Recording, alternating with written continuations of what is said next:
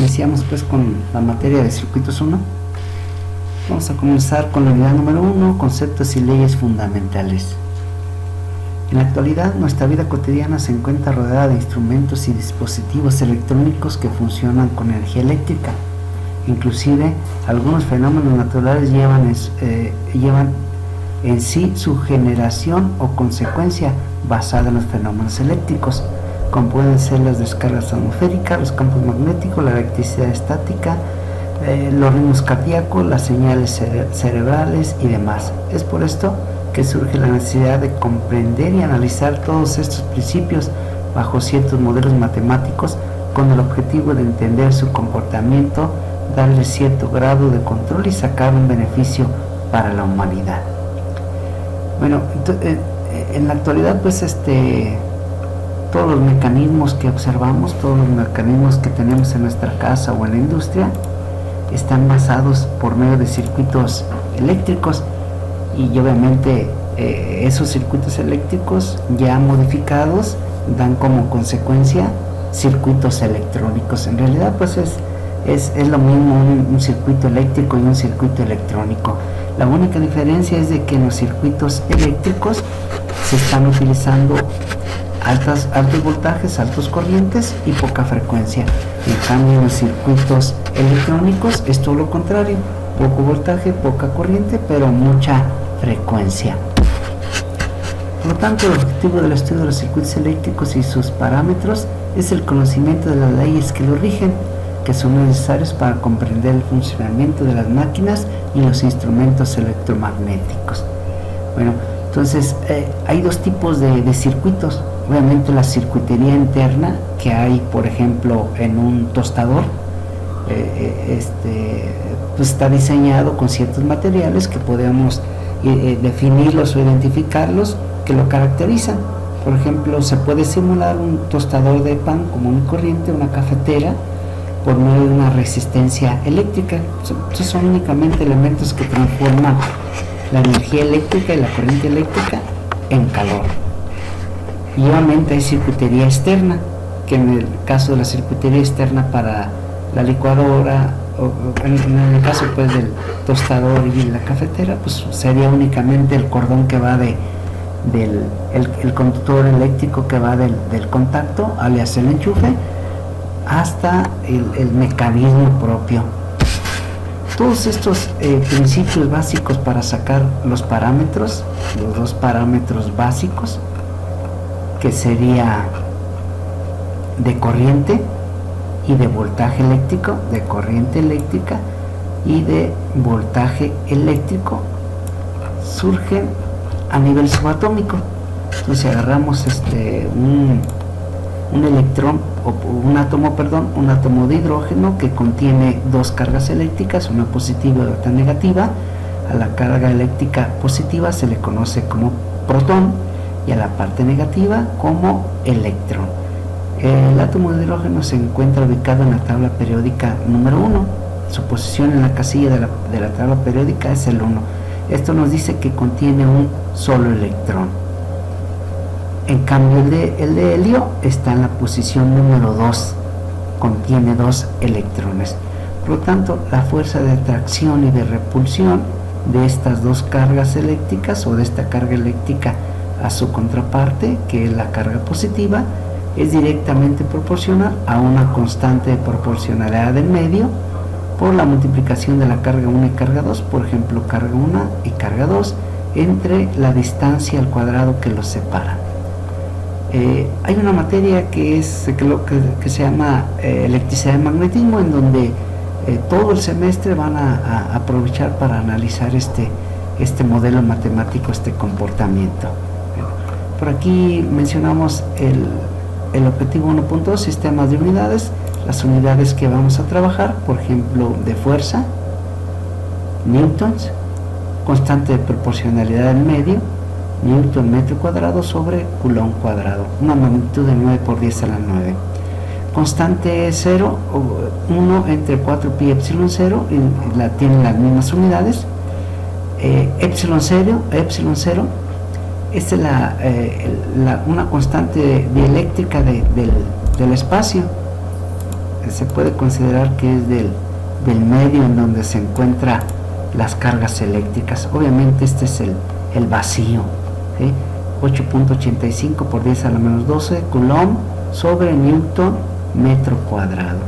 Esta constante de proporcionalidad se le conoce como una constante universal, igual que la gravedad, y dentro de esas mismas constantes fijas que nos rigen como material, como masa, participa la gravedad y participa este epsilon cero del medio ambiente.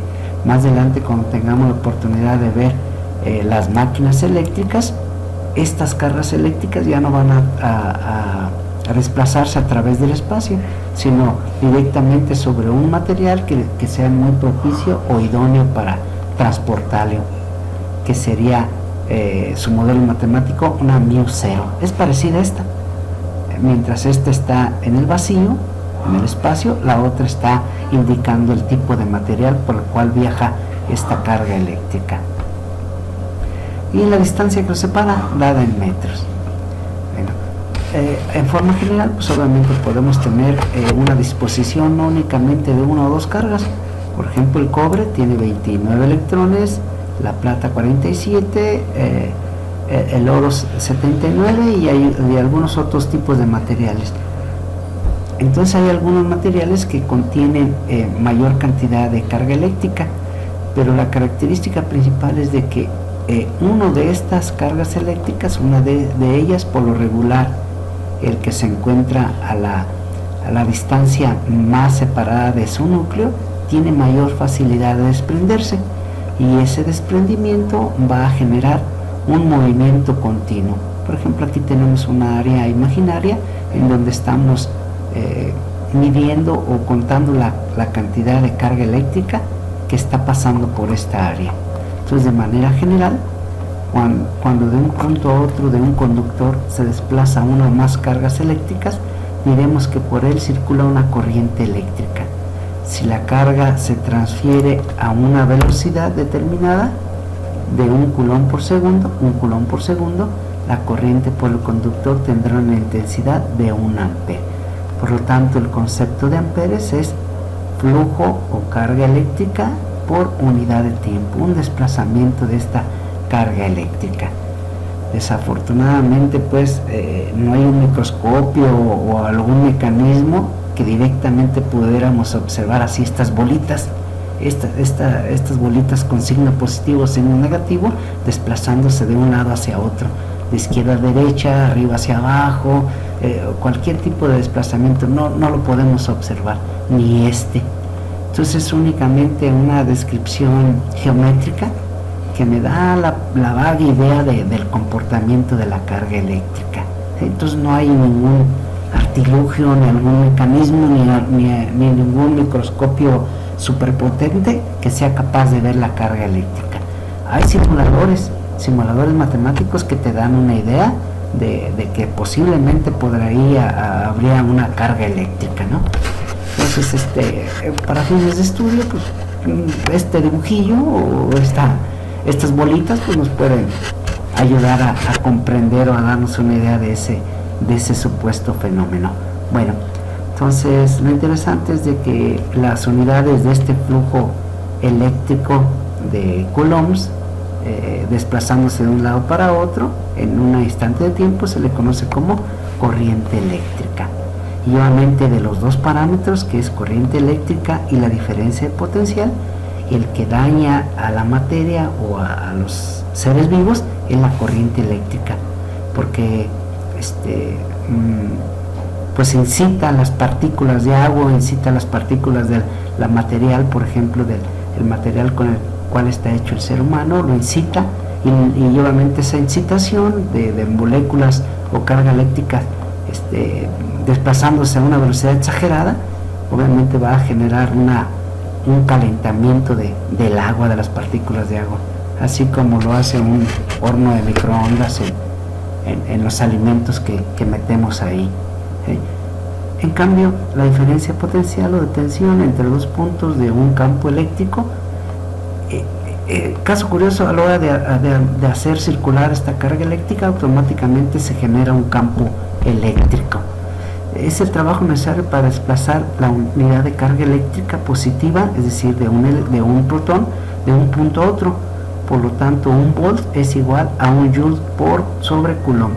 Ahora, la energía generada o disipada por ese trabajo realizado por el voltaje y la corriente eléctrica se le conoce como potencia y está dada en watts. Vamos a ver si tenemos por ahí un dibujillo. Bueno, entonces así en forma general sería el comportamiento o la generación de manera simultánea de esos dos parámetros eléctricos. Los dos parámetros eléctricos determinados por la corriente eléctrica, flujo continuo de carga eléctrica y la diferencia de potencial, es decir, tengo una carga eléctrica de este punto hasta este punto, lo voy a transferir, por lo tanto debo de aplicarle un esfuerzo, un trabajo. Hagan de cuenta que tenemos sobre el piso una carga eléctrica y hay que mandarla hasta la parte superior de la mesa. Por lo tanto, todo ese esfuerzo, todo ese trabajo, mire, aquí está el trabajo en joules, todo el trabajo o esfuerzo está dado en joules, generado para transportar esa carga.